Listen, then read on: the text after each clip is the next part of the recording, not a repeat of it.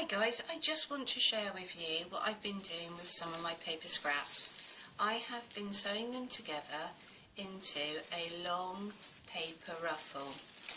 I've seen this done with little offcuts of fabric, mostly crochet trim, and so that way you've got a lovely roll of just all your bibs and bobs, all your scraps. I mean, I've got maps here, I've got a little bit of ephemera, that's from like, goes into a music cylinder, and books, tea stained, coffee stained, just all the random scraps. And as you can see, I've just got this, I'm getting myself also into a tangle, but I've just been making a long strip of scrap.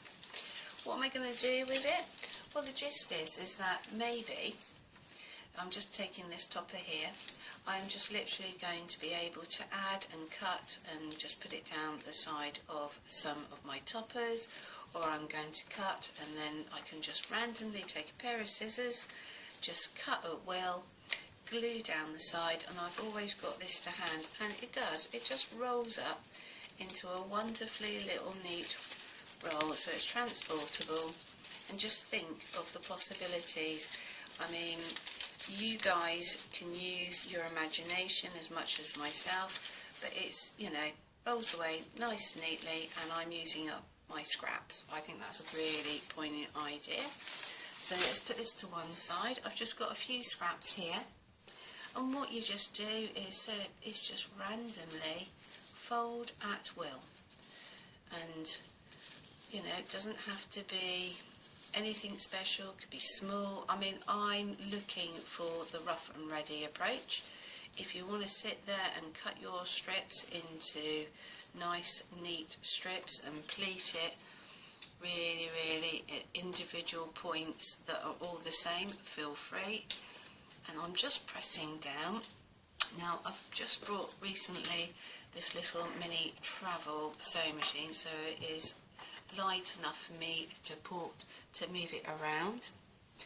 I'm stepping down off of my step. I've got a few ruffles already underneath the sewing machine ready to go, and I'm just using a straight stitch, and I'm going to make a little bit of noise.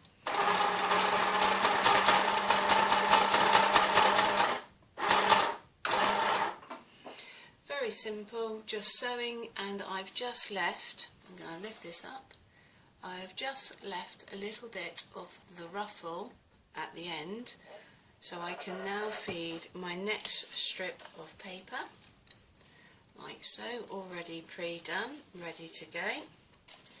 I'm going to turn it so my ruffles are pointing the opposite way to my machine. Stick it underneath my foot, make sure my needle is down in my paper, then I can lift my foot up. I'm not going to lose my place because my needle is already holding down the next piece of paper, and literally just sew again. So it's a very simple process.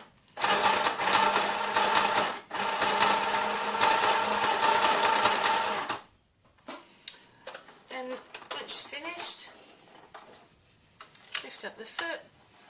This little one doesn't have its own cutter, so I'm going to take a pair of scissors, and now you can see that I've made my own little ruffle. So that's what I'm doing with my scrap, and that's what I've been doing today, and hopefully that will inspire you to make a paper ruffle. Take care guys, I'll catch up with you soon. Bye bye.